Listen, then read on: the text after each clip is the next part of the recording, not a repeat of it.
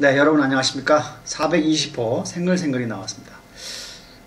제가 오늘 처음으로 넥타이를 맸는데 좀 어울리십니까?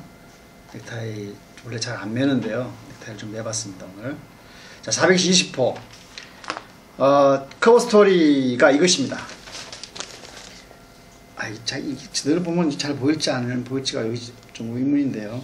정년연장의 경제학. 정년 여러분 아시죠? 퇴직하는 연도, 연령, 그에 들어가 있는 경제학.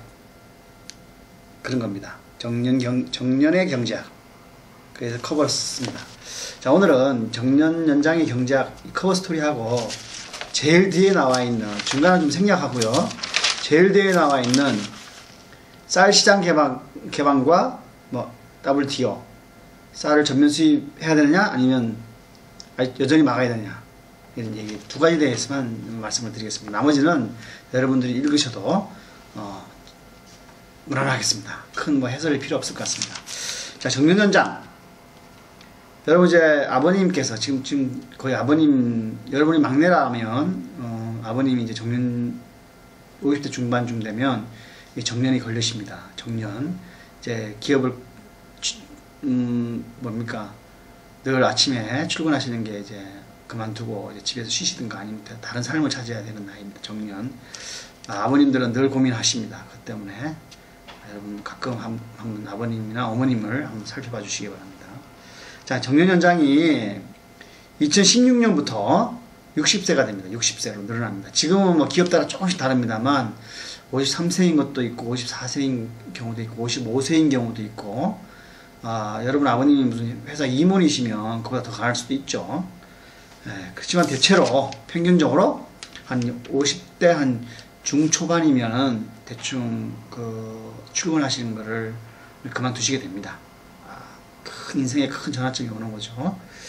자, 거기에 대해서 그 안에 어떤 경제학이 숨어 있느냐 이겁니다. 자, 4호면에 보시면 그 커버 스토리가 있습니다.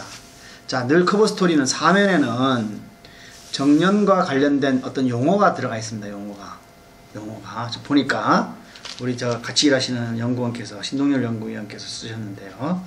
자, 실업률이 뭐냐, 경제활동 인구가 뭐냐, 또 실업의 종류 중에 마찰적 실업, 또 이런 얘기도 있고, 그 다음 유연근무제, 유연하게 재택근무를 한다든가, 요즘 많이 나아졌죠.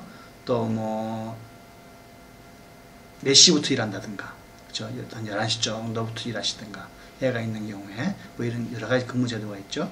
그 다음에 임금 피크제. 정년 연장과 관련해서 굉장히 중요한 용어죠.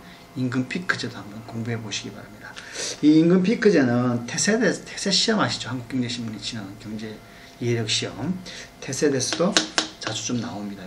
요즘 임금 피크제가 하도이기 때문에 자주 나옵니다.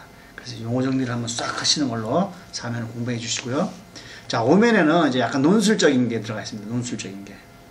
여기에 들어가 있는 핵심 논제가 뭐냐, 어떤 인문학과 경제학, 사회학이 숨어 있느냐, 이런 거 관련해서 5면에 정리가 되어 있습니다. 그래서 여러분들이 어떤 논술이나 이런 걸 면접을 준비하실 때는 이걸 한번 쫙 읽고 머릿속에 한번 싹 스캔하는 게 중요합니다. 한번 읽으시는 거하고 안 읽으시는 거하고 큰 차이가 있다는 거 여러분 아시죠? 네? 전혀 모르겠다 하면 떨어지는 겁니다. 면접에서. 겁주는 게 아니에요.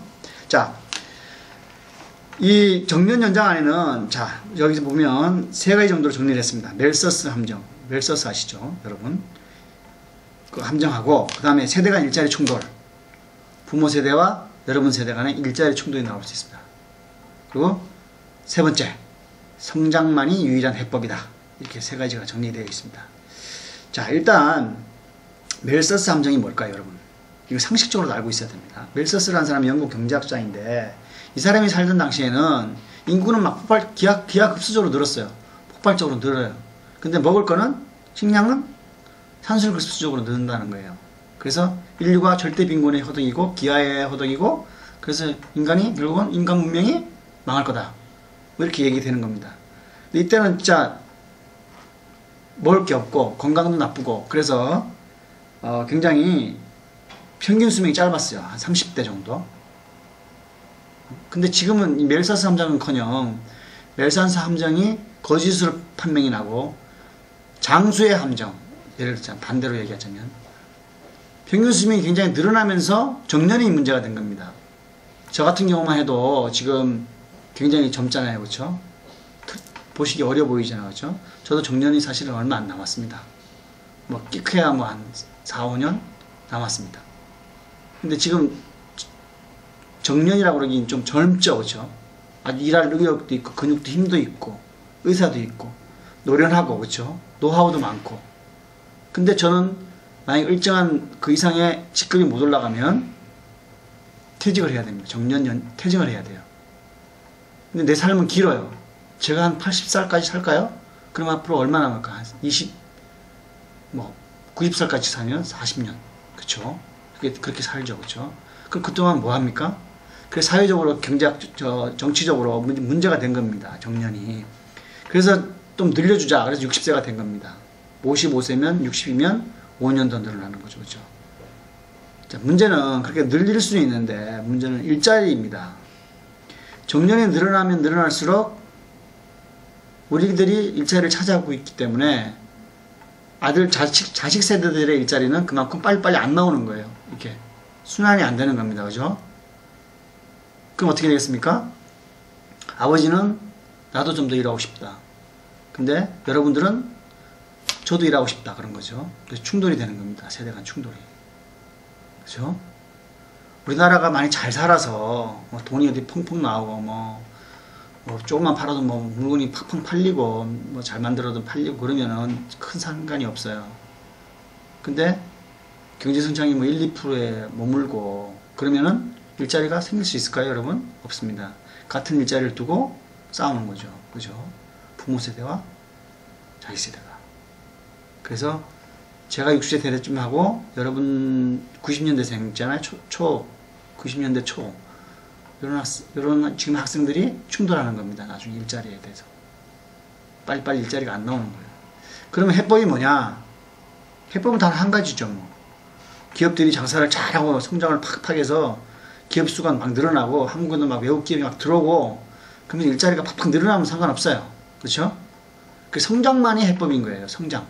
끊임없이 성장을 해줘야 끊임없이 일자리가 나오는 겁니다. 여러분. 그러면 뭐 60세도 할 수 있고 뭐 나는 그런데 60세 하기 싫다. 그냥 55세 은퇴하겠다. 그럼 하고 할 수도 있는 거고요. 그렇죠? 그래야 뭐 국가 수입도 많아지고 그러면 복지도 좀 늘어날 수 있는 거죠. 그렇게 되면. 근데 문제는 성장입니다. 우리나라 성장이 지금 정체가 돼 있어서 이게 걱정인 거죠. 그래서 지금 정년만 늘어나고 성장이 안 되면 이런 여러 가지 세대 간 갈등도 생기고 이런 문제가 생기는 겁니다. 사회적으로. 젊어서 은퇴하는 거죠. 할 게 없는 거예요. 그렇죠? 창업을 하기도 겁나죠. 그렇죠? 퇴직금으로. 그런 겁니다. 그래서 이걸 읽어보시면 부모는 더 일하고 싶다. 자식은 저도 일 좀. 이라는 그 제목이 의미하는 말을 여러분은 알아들으실 거예요. 그 밑에 보시면 지금 한 10분 지났죠? 정년제가 독일의 재상 비스마르크와 관련이 있다는 거 여러분 한번 상식적으로 알아주시기 바랍니다. 비스마르크는 옛날에 프랑스하고 전쟁하면서 징집을 했어요. 젊은이들을 징집도 처음인데 역사상으로 징집을 해서 한 100만 명 정도를 군대에 보냈어요. 근데 이제 승리하고 나서 이제 이들을 어떻게 할 거냐, 이들을 어떻게 처리할 건가 문제가 된 거예요. 이들에게 일자리를 줘야 되는데 고향으로는 안 돌아가는 겁니다. 도시에 있고 일자리를 줘야 되는데 일자리 안 주니까 문제를 일으키는 거예요. 도시에서. 그래서 비스마르크가 생각한 게 60세 이상은 퇴직을 시키고 연금을 주는 대신 그 일자리를 비게 하고 젊은이한테 일자리를 준 거예요. 그렇게 해결한 겁니다. 그래서 사회보장제가 그때 처음으로 연금이라는 게 처음 도입된 겁니다. 지금 우리 국민연금 하고 있죠. 그렇죠? 그런 거 비슷한 겁니다. 그래서 연금을 해주고 나가게 하고 밑에 일자리를 준 거예요. 그래서 정년제가 그때 시작됐다라는 거를 좀 알아주시고 자, 한번 사면 읽어봐 주시기 바랍니다. 자, 우리 저기 9분 46초 지났다고 지금 얘기해 주고 있습니다. 자, 마지막 22면으로 한번 가볼까요? 22면. 자, 우리 강현철 연구위원께서 쓰셨는데요. 자, 쌀시장 개방 다 해야 되느냐, 아직도 좀 막아야 되냐 합니다. 이게 지금 쌀시장 개방 일정이 오는 9월에 이제 통보를 해줘야 됩니다. WTO라는 곳에. 왜냐하면 그동안 우리가 수차례 전면 자유화를 이렇게 유보를 시켜놨거든요. 이렇게. 그 대신 수입해야 할 의무량을 조금씩 늘려주는 것으로 방어를 해왔어요. 이렇게. 근데 그 방어도 2014년 9월까지는 이제 진짜 전면 자유화를 할 건지 아니면 또 어떻게 좀 논리를 개발해서 우리 농가를 보호해야 되는 건지 그게 문제가 된 겁니다. 왜냐하면 지금 쌀 시장은 지금 사실 우리가 쌀을 안 먹죠, 여러분도. 여러분 쌀 아침에 밥을 몇 번 먹습니까? 물론 학교에서 먹겠습니다만 주말에 보면 대충 빵도 먹고 뭐 샐러드도 먹고 샌드위치도 먹고 뭐 나가서 대충 사 먹기도 하고 그러죠. 그 쌀 소비량이 많이 줄었어요. 그래서 쌀이 지금 남아 돌아요, 사실은. 의무 수입량도 있고 농민들로부터 사놓은 게 또 많이 있어서 관리비가 더 들어요. 지금 한 3조 원 가량이 썼어요. 지금 몇 년 전부터 한 4, 5년 전부터 쭉 누적해 보면 한 뭐 3조 원 이상씩 썼어요. 벌써. 그것도 매년 그래요. 그 쌀도 소비가 적은 데다가 수입은 들어오고 또 농민들도 사야 되고 농가 또 보조금도 줘야 되고 여러 가지 비용이 더 비싼 겁니다, 사실은. 쌀 수입 시장을 그렇다고 확 열자니 또 여러분 아시죠? 그 식량안보라는 거. 그렇죠? 식량안보. 어느 정도의 자금률은 계속 유지해야 되는데 확 열어놓으면은 문제가 된다 이거죠. 나중에 전쟁이 나거나 뭐 기타 뭐 날씨가 아주 나빠져서 뭐 갑자기 생산량이 뚝 떨어진다거나 그러면은 외국에 의존하는 게 많을 텐데 그때를 대비해야 되는 게 아니라는 얘기가 있어요. 근데 지금은 타임테이블상 지금 전면 자유를 해야 될 때가 되긴 됐는데 쌀은 이게 참 묘해서 이 경제 논리만은 갖고 안 돼요. 정치 사회적 논리가 있기 때문에 상당히 다루기가 어렵습니다. 그래서 시간상은 지금 전면 개방을 해야 될 시간이 왔고 또 경제학적으로 보면은 또 개방하는 게 맞는 것 같은데 또 농민들이 가만 안 있겠죠. 그래서 그걸 한번 읽어보시면 이런 게 이제 면접이나 논술 같은 데 나올 수가 있습니다. 너는 어떻게 생각하느냐. 근데 쌀시장 전면 자유화가 뭐냐 이렇게 아침에 뭐 생각이 안 떠오르면 말이 안 되는 거고요. 그게 뭔가를 다 알아듣고 저는 이렇게 생각합니다. 저렇게 생각합니다. 라고 말씀하실 수 있어야 됩니다. 그렇죠? 자, 이번에도 420호 잘 만들었습니다. 그러니까 여러분께서 늘 제가 말씀드립니다만 편집도 이쁘게 됐죠. 그렇죠? 그러니까 여러분들 갖고 다니시면서 일주일치 꼼꼼히 정리해가면서 노트를 정리하든가 밑줄을 그어가면서 한번 꾸준히 보시기 바랍니다. 꾸준히 보시기 바랍니다. 진짜 말씀해 드리는 겁니다. 네.